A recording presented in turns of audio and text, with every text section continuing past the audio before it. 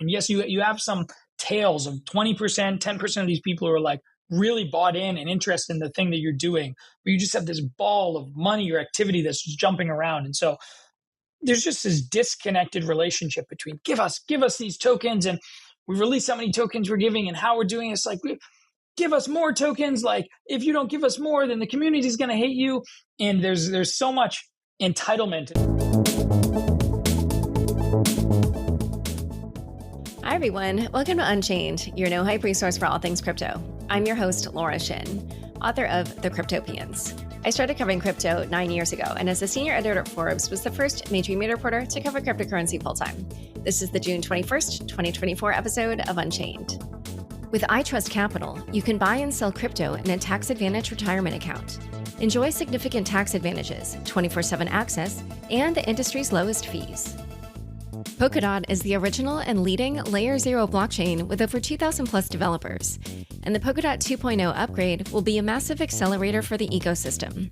Join the community at polkadot.network/ecosystem/community.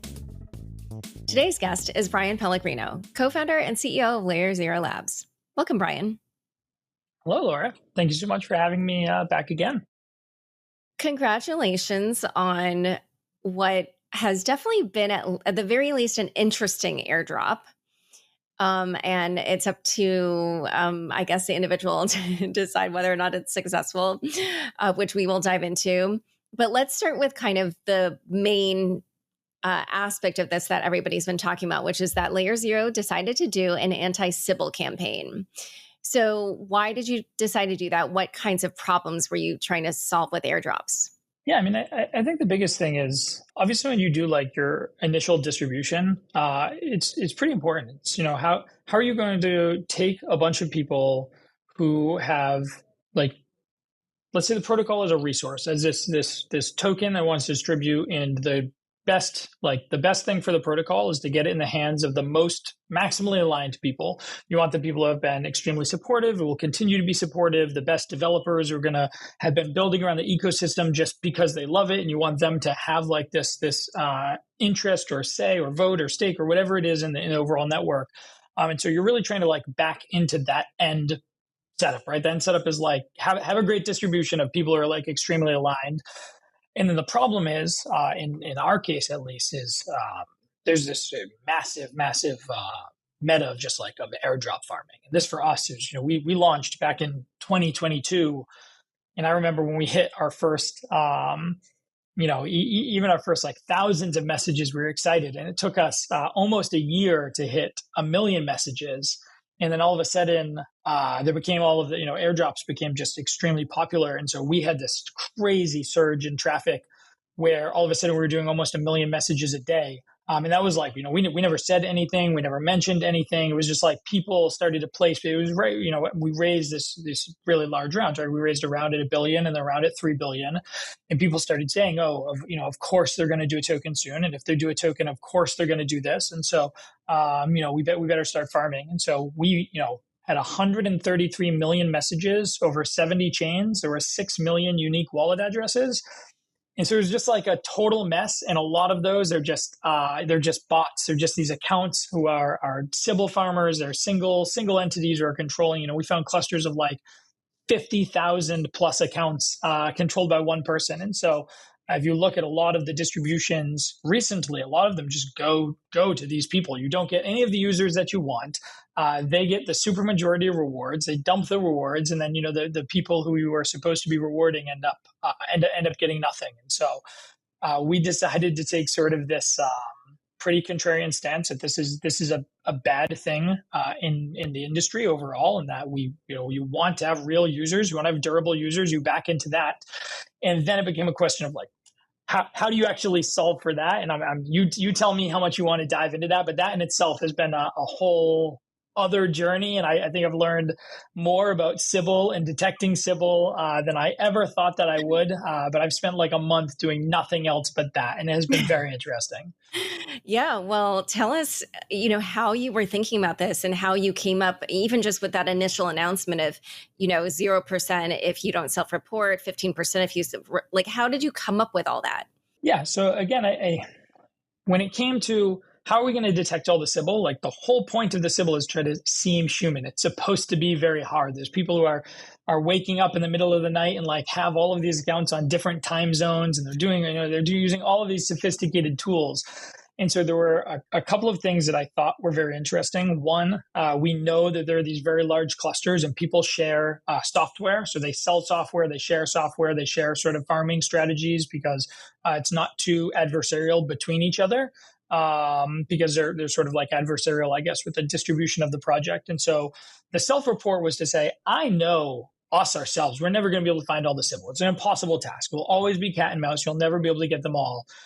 But if you give people an offer where they have something at risk, you're saying, if you don't self-report, you will get zero. If we find you, if Nansen finds you, all our partners, all these bounty hunters find you, zero. But if you self-report now, then you're going to get 15%, right? And no questions asked, whatever 15% done.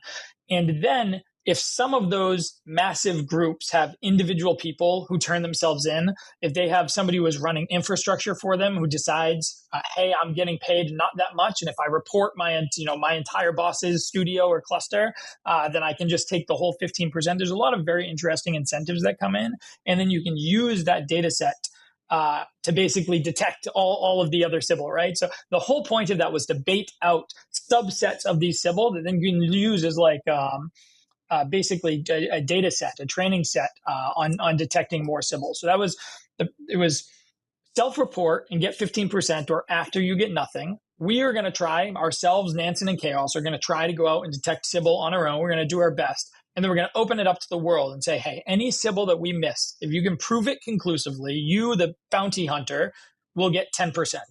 And that was messy, very messy, but very interesting. So the Sybil sort of struck back. We opened up GitHub. GitHub had been used very frequently before. Hop used it to do it. Connext used it to do it. So, had been used as this Sybil reporting platform before. And the Sybil basically just completely nuked GitHub. So we had 9,000 people produce reports. They were producing fake reports. And at the same time, they were reporting the GitHubs of every person who was putting up a valid report. So of the 9,000 that got submitted to GitHub, I think almost all of them had their GitHub accounts banned. Everything then got delayed for multiple days. We got escalated to like the very top of the food chain at GitHub, and they're just like, we can't really do that much for you. And so we had to, reopen the entire process with almost a week of wasted time in Commonwealth and get everyone to upload there. And to avoid the problem of Sybil basically producing fake data for you to go through, we said, you have to put up 0.5 ETH. So put up half an ETH if you believe in your report. If we think it's not in good faith, we're going to burn that ETH. We won't take it. We're not going to keep it. But we're just going to burn it. But you're going to lose your ETH. If you made a best effort, good faith report, even if it's not valid, if we find it's not conclusive, you'll get your 0.5 ETH. And so even doing that, 469 reports were submitted. So 469 people bonded ETH.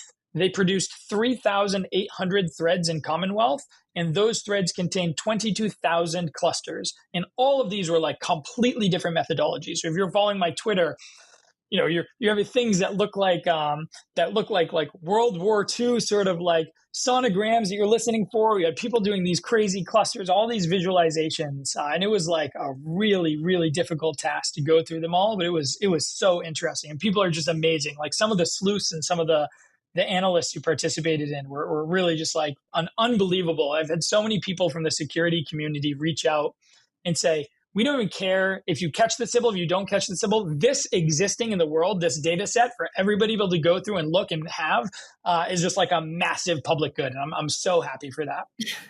Wait, and so I'm sorry, I didn't follow the GitHub thing. So what happened was that some of the Sybils were fighting back and trying to produce fake data for the bounty hunters so they wouldn't get caught. Is that what that was?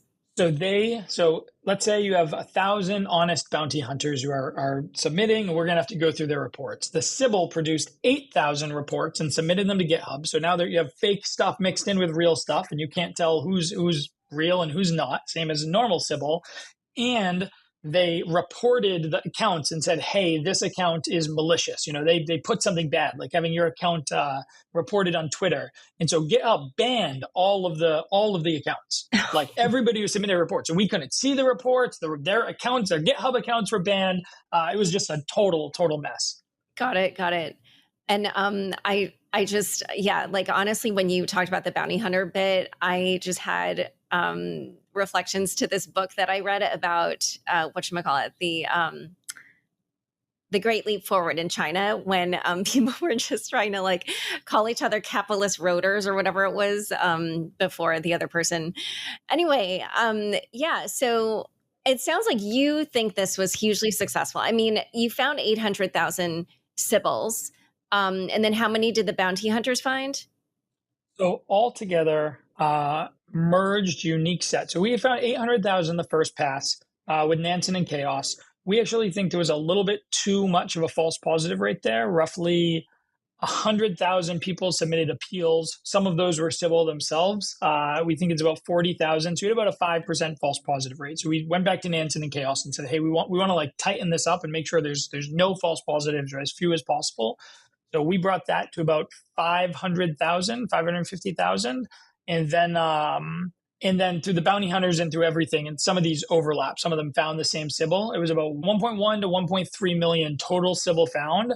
And that reclaimed more than 10 million, it would have been way more if we had Y, but more than 10 million tokens from like the eligibility pool. So more than 1% of the total supply. So like, current market rate, tens of millions of dollars.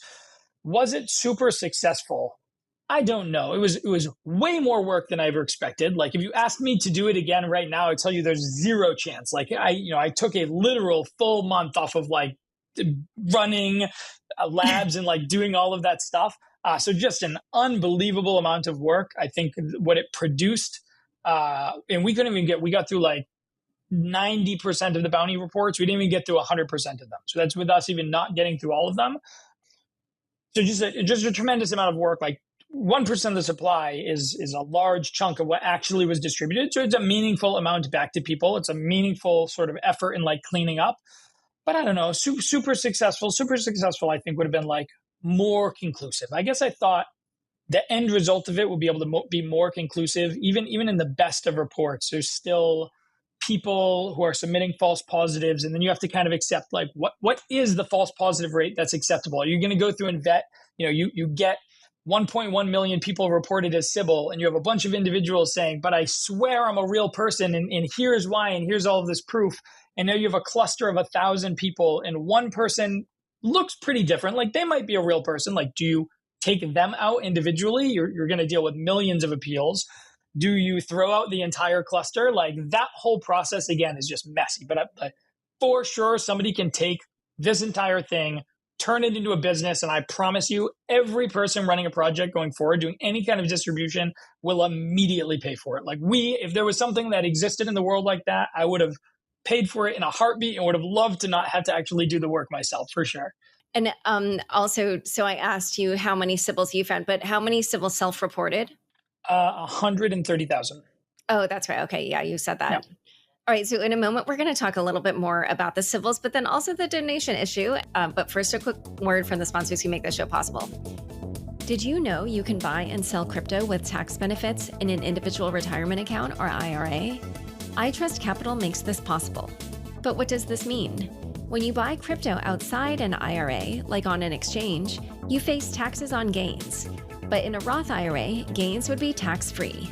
iTrust Capital also has the lowest fees in the industry and 24/7 accessibility. Start now and maximize your retirement savings with iTrust Capital.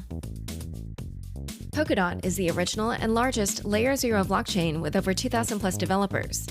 The anticipated Polkadot 2.0 upgrade will be a massive accelerator for the ecosystem, upgrading the infrastructure with 8 times higher transaction throughput and twice as fast block times, tailored core time for the needs of every protocol, trustless bridges to multiple chains, and revised tokenomics with a token burn to reduce inflation.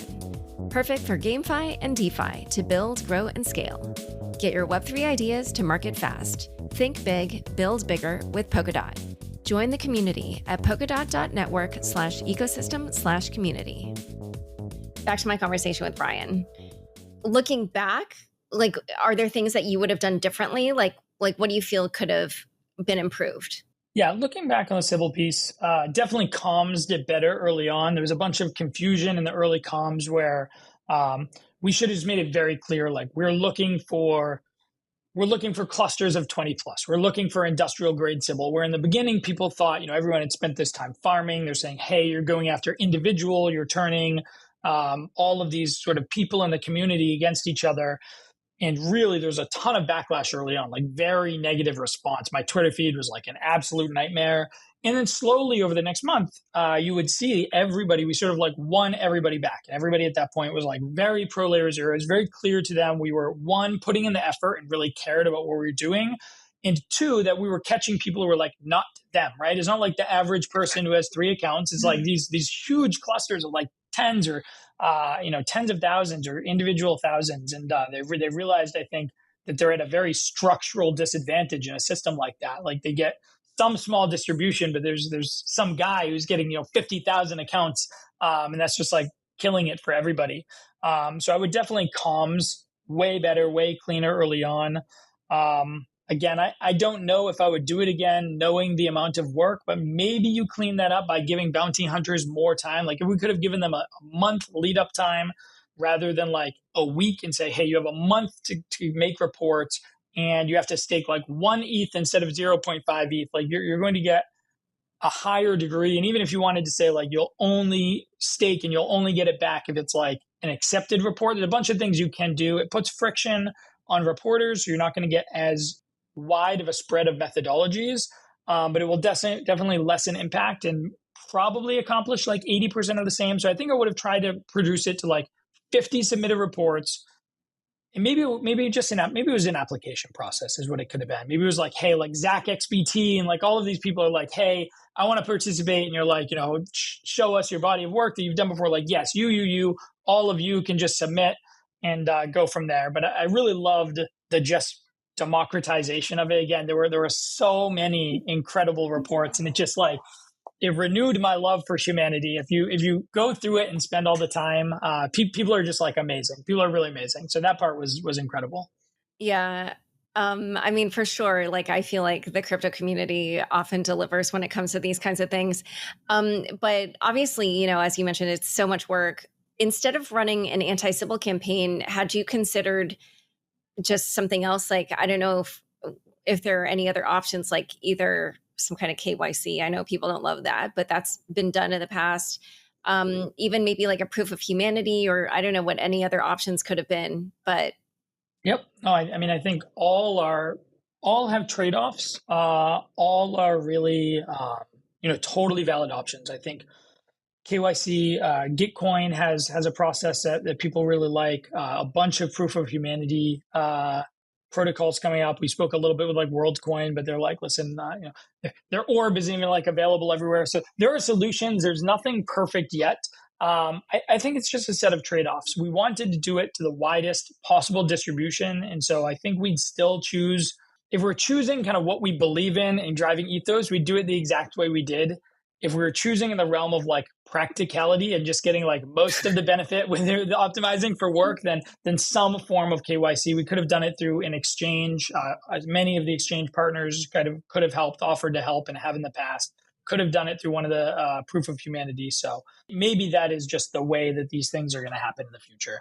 And from the like knowledge that you have now, what would you say about these industrial airdrop farmers? Like, who are they? How are they congregating? Do you feel like now you just made them smarter and so they're going to be more effective in the future? Like give us your intel.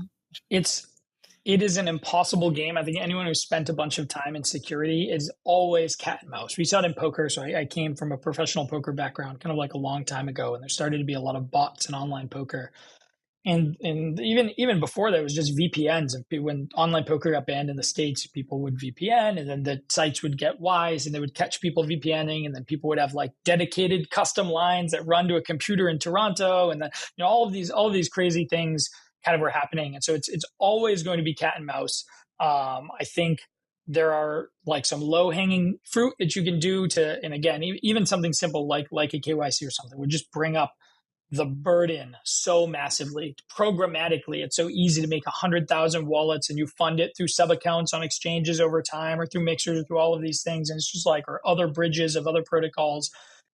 it's such a low lift and you can do it all programmatically. Going out and getting like 100,000 people's identity and going through KYC and doing it is just like a much different task. It's much harder. But I think there's a bunch of things you can do to raise sort of the floor of what's required. I think the other thing is in a normal protocol, and you see there's a bunch of people on Twitter, Evan SS is kind of very famous for this, is just like a linear distribution takes away, like then you don't need to care about Sybil, right? If you are a DeFi protocol and you're like, the only thing we care about are a perp deck. So something like Hyperliquid would be a great example, or Blur for trading. It's like, we don't care. We don't care who you are. We don't care anything. You trade volume, you get the incentive. It's just like, if you have your pro rata share of volume at the end of the day is that. And everybody will get the proportion to the exact amount of fees they've paid or volume they've generated. And that's it. We don't care. You can all be Sybil. You can not. And now no Sybil has any advantage. The reason that Sybil exists is every protocol wants to sort of, I don't want to say pander, but they want to cater to these small real users. And so they create like points programs of, you use 3 DeFi protocols, you do this, you do 5 of this, you LP a little bit, you do this. And now a great example, I guess, was like Jito. I think Jito was something like, if you staked 1,000 Sol versus if you staked 1 Sol 1,000 times, you would have got 2,000 times the reward if you just staked the 1 Sol 1,000 times, right? And it's just like a clear, like the same action, the same benefit to the protocol, just a clear mismatch in the way they distribute by just anchoring a high thing to like this low action. So that's where Sybil comes in. So if you move to a world of fully linear, then Sybil's eliminated. You don't need to think about it at all. In LayerZero's case, it's like extremely difficult because we're a messaging protocol. And so we're like agnostic to what's happening on top. It doesn't matter if you're sending an NFT or if you're sending $1 or $100 million, the protocol fee to LayerZero doesn't change. It's a packet on the internet. And that is very difficult because in most linear fashion, and we did this semi-linear, so we did it kind of based on protocol fees, but in most linear fashion, people are like, oh, I moved $100,000 across the bridge. That's very different than the guy who moved, $1 a bunch of times. And to us, it's not. It's the exact same thing. The protocol fee is the same. We don't care. And that made it tricky to try to say, okay, well, an NFT that's built doesn't actually move that much. There may be benefit to having Pudgy Penguins or Kenpai Pandas or all these things like built on top of it, and there's communities and all of this. But if you go from pure messaging volume, it's not. So there's all of this is say, very tricky, very protocol specific. A bunch of things you can do to, again, just make it like 80% easier. I think we probably went maximal difficulty on basically everything, which again, would not do again, I don't think. But we did what we did what we believed in. We just started, everything came to the conversation of what do we actually think is like the right thing to do? Not what's the most practical, not what's the best. Like if we were designing for the optimal outcome, what is the right thing to do? And we just chose that at every fork. Yeah. I mean, it is harder when you're not like the first to airdrop because, people are, at this point when you come in, people are trying to game it. So, kudos to you for trying to sort out who your real users were. So now let's talk about what everybody's talking about today, the day of the airdrop, which is this donation. Obviously, people are reacting to the fact that they have to make this donation. So they're saying actually it's a tax. What do you say to these critics and just explain why you decided to enforce this donation? Yeah, 100%. So just to be clear, because there's a bunch of confusion on Twitter. People are like, think this donation is going to us. The donation is to Protocol Guild. So Protocol Guild is like the Ethereum core developers or the people who build Ethereum, the chain, the ones who manage the merge, the one who builds like everything that all of us do in the space. And so selecting this donation, it was like, who is the best group in the world that is like, nobody's going to be upset about them getting more money. It's not good for everybody. And so that's where we landed. Is like Protocol Guild is the best choice. Protocol Guild is just an amazing organization, needs the support, benefits everybody. Why did we actually choose this? We think there's we think the current airdrop model is just totally broken. And from our perspective, we never ever once mentioned an airdrop. We never talked about it. We had zero plan to do it. And we're just like, 1 year live, we're happy, growth is organic, like people are building, it's exciting, we're winning all this stuff.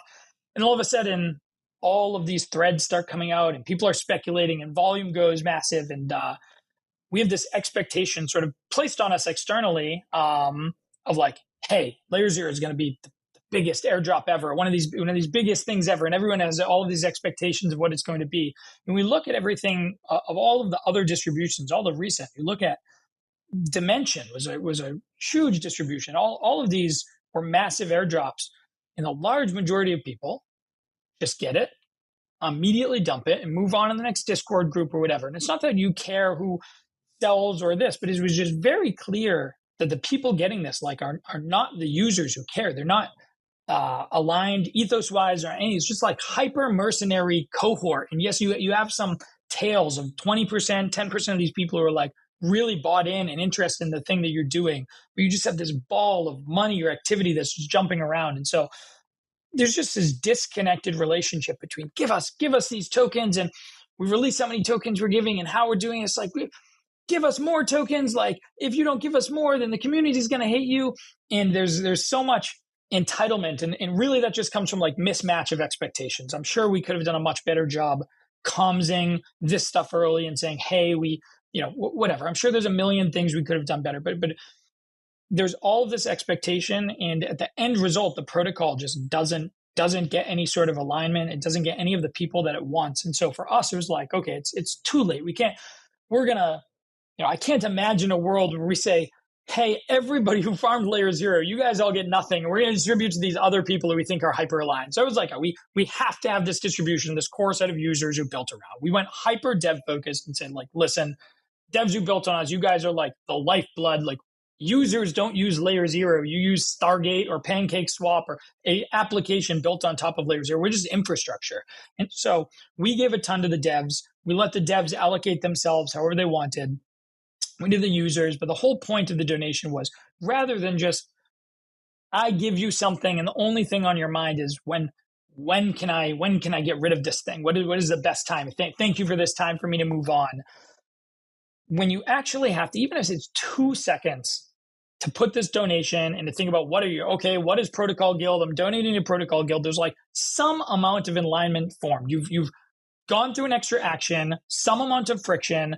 You've paid this donation, and now you have like some at least association to the thing that you're getting. And I think that was the expectation. That was the ivory tower sort of rosy-eyed view of what was happening. Clearly, the majority of this has been like, we thought we were getting this thing for free. You're taxing us. We hate you. This, all of this stuff. And like, that's fine. I think there's a lot of people that I would consider high signal who came out and have just said like, this is actually very interesting. And clearly this meta needs to change. Maybe this is a thing that's useful. Maybe it is not, but like, it's worth it to try something else. Protocol Guild is clearly an amazing organization. Like, kudos to them for raising, $10 million, and we're going to match $10 million to that. But massive amount of backlash. But that was the intention. It's just, if you're just, everybody give me something, you give it to them, and then they just move on with their lives. There is no like relationship built there. And the goal was, at the very least, you've done something that we align with very heavily. You've given to this organization that the whole space benefits from. We share the same ethos and alignment of that. And hopefully that makes you more aligned, or at least more thoughtful of what we're doing. We care about those things. We talk about them all the time. Most people don't read the Twitter stuff or watch the videos that we make and like really understand the ethos. They understand a little bit. But again, just that little bit of extra alignment, it costs the users almost nothing. I mean, at the current price of where it's trading right now, you're paying, 1/45 or something of what VCs paid prior.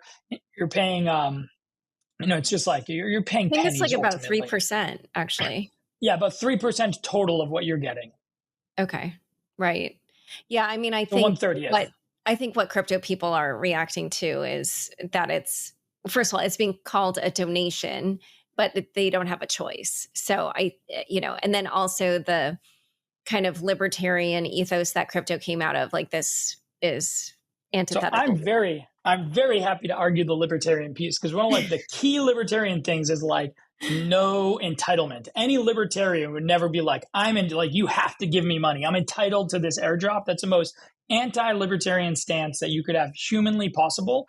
And so I think the disconnect is that the way we view it is, you don't have to donate. Everybody here is who's eligible.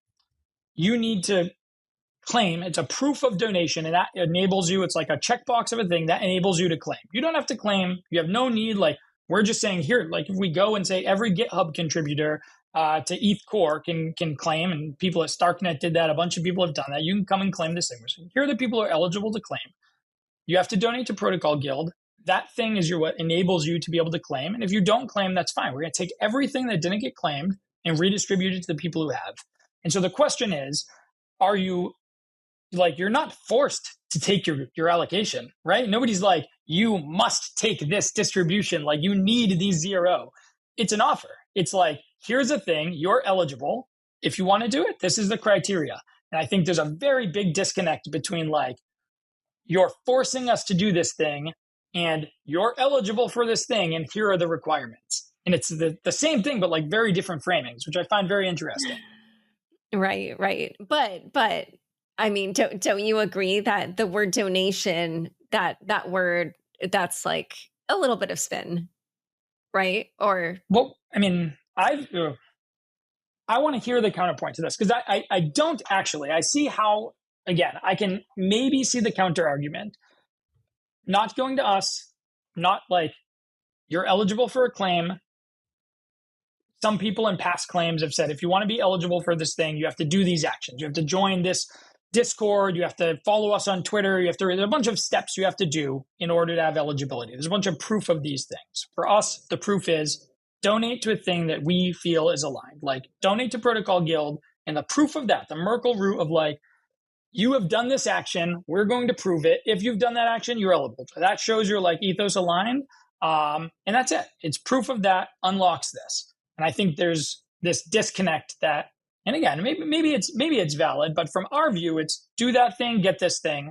And for other people's view, it's I guess, I don't know. I don't know how to explain the difference. I would love to hear just full criticism. Feel free.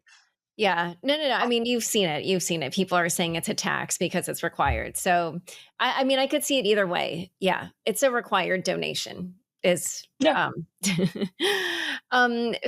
one other thing I have to ask about is the fact that, of course, because of I shouldn't say because, but after announcing the anti-Sybil program, activity on LayerZero dropped substantially.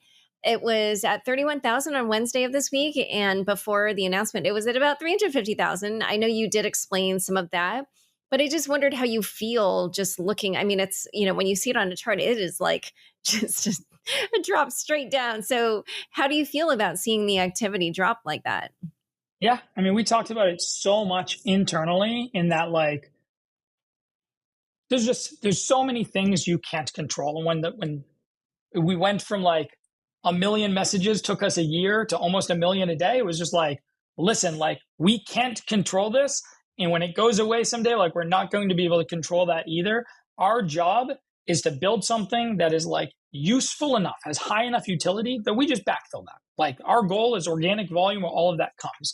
People ask a lot, like, oh man, you dropped into today. I think, well, today is an outlier because the claim we're at like many hundreds of thousands today, but the average for the past month has been about 40 to 45,000 a day. If you look at that, right, two largest competitors in the space are Wormhole and Axelar, probably. Both of them do 5,000 messages a day. So even right now, post Sybil, post all of this drop off, we're like 80% plus market share in the market. Like, we're like, it's a space we believe so deeply in. We're like very comfortable. So people are like, oh my God, you dropped off from 300,000 to 40,000. And we're like, our market share basically went from like 97% to 80% and growing. And like, we're okay with that. Like, we understand there's a bunch of inorganic usage. We didn't really know what it was. It's clearly it's there. And until we announced that snapshot, we had no idea. Is this 40%? Is it 70%? Is it 90%? Like, who knows? Now we've seen it's 350,000 down to about 40,000. That's the drop off. We can totally live with that. Like, very content with where it is. I think our goal is just like, again, build the best stuff, build usage. Like, fake usage just doesn't matter. Doesn't mean anything. If you build something and people use it for like fake incentives that run out. This is everybody who's ever tried to fork Uniswap and then run out of emissions and like didn't know what to do anymore, right? Like, you can only give away fake things for so long. You have to build something that's like underlying inherently useful. And like, Uniswap doesn't give away any of the tokens that have done like $1.5 trillion of volume, right? You build something genuinely useful and people use it. Anything else just doesn't matter. It's just noise. So if we can't build something that's useful enough, I would never be spending my life doing this. So very content and very convinced that now, and I actually much prefer the post snapshot world where we have our, like, actually know what our metrics are and know who our users are. I'm very convinced we will organically grow that into like millions of messages a day. I think we're pretty clear path ahead of ourselves to do that. Good. That's a good attitude. You said on Twitter that there will be 3 more airdrops. Can you expand and explain a little bit what you plan to reward in the future? Yep. Yeah, 100%. So basically, there's this large community pool set aside, and you see people use them in different ways. So one thing is we were very, very specific with this distribution that like everything had to be retroactive. So we had all of these protocols who are committed to building on us. We're like some really amazing groups, huge protocols. And they all came and they said, well, how much are we getting? And we're like, yeah, like actually, like, you're not deployed yet. Like, you're not getting anything. Sorry, right? Like, even if you're going to do the most amazing thing moving forward, this was purely 2.5 years of developers and users building. This was for that activity. The remaining portion is going to be a couple of things. One is forward looking, like Arbitrum Step. It's like, hey, we're this awesome protocol. We want effectively a grant to do this thing. We want to bootstrap incentives. We want to get people to use this thing. And it's just like early incentives to bootstrap sort of protocol or network and enable developers on top. And so forward-looking incentives, great. That's normal. Arbitrum does this. Optimism does it on a retroactive basis. All of these things, pretty established. And then we're going to do every 12 months, we will do another distribution, sort of similar to this. Learned a ton from this one. So I think we'll have a lot of feedback and mechanism design. I think the big thing we will be is just way more clear now, because now we've announced it. We expect to do it. There's no like, hey, you can't talk about this thing. Are we doing it? Are we not doing it? There's none of that. Like, we can just be super clear and super transparent. And I think it's just on us to figure out, is this like, do we kind of go the RFP path? Is this protocol focused? Do we give it to the devs? The devs give it to the users and that builds a great ecosystem? Or do we keep it sort of like this, where it's a split or more user focused?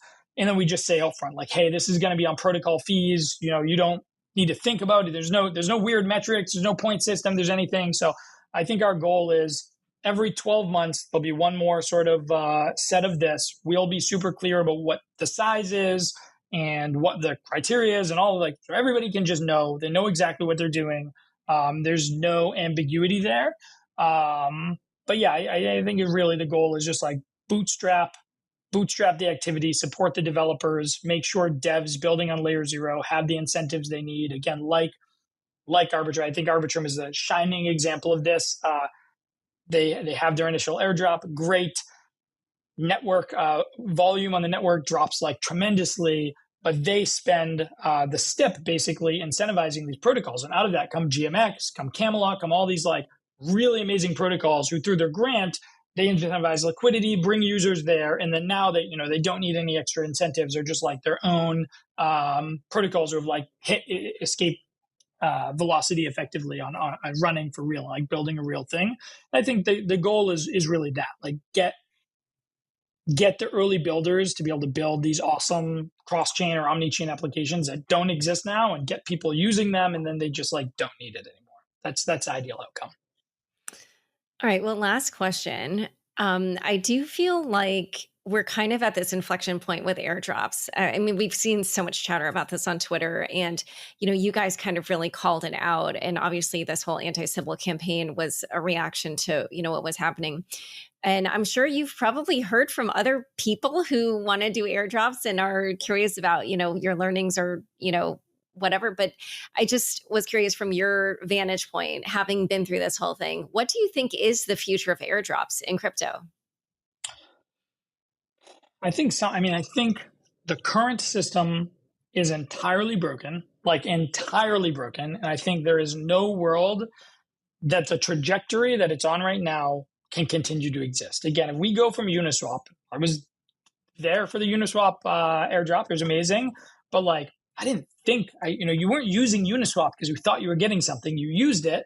And all of a sudden one day, they were like, hey, check your wallet, go see if you qualify. And I'm like, I got Uniswap to like, this is awesome. Uniswap seems pretty awesome. I like the protocol, great. And I didn't go back to the well and be like, I'm going to keep using it. Like, how much are you going to give me in the future? It's just a thing that happened, and they built a really special bond with a huge amount of people. And if that cohort there, I'm just going to make up a number, but if that's like the 10,000 people who like really use DeFi, who became very like Uniswap aligned. Now you have, we had 6 million people, and it's just growing. There's other protocols right now that have even more than that, who are like farming them, and finding those 10,000 becomes very, very difficult. And even if you can, you're likely going to give them, they have this relative bias. When we all got the Uniswap airdrop, it was like, this is awesome. And now you're like, hey, I'm like actually a real person who uses this thing at scale, and I got less than like this guy running 25 accounts, just moving $1, doing something stupid, This is like such a difficult problem and proposition. So I don't know. Chris Berniski was tweeting about this week. Kobe has been tweeting about this a ton. There's a lot of conversation around like the goal is the best distribution for the protocol. How we back into that, I don't know, but I know that this is not it. I know that this is not the thing that solves what you want to solve as a protocol. And there are ways you can try to make it better, but you're never going to get that Uniswap style distribution in this current system. It will never happen. There's too much abuse. There's too much like gaming of the system. So I don't know what the next iteration looks like. I think you've been around, just as long as I have. The space finds very, very creative ways to create incentive structures. And like, I don't know what that will look like. I'm certain it will be different than this, but I'm interested. I mean, we're very much paying attention because it matters. We care we care how our network is distributed, and we want to make sure we get that part right. All right, Bryan. Yeah, this has been a very fascinating conversation. Thank you so much for coming on Unchained. Thank you, as always, for having me and for being a wonderful host. Don't forget, next up is the weekly news recap, today presented by Wondercraft AI. Stick around for This Week in Crypto after this short break.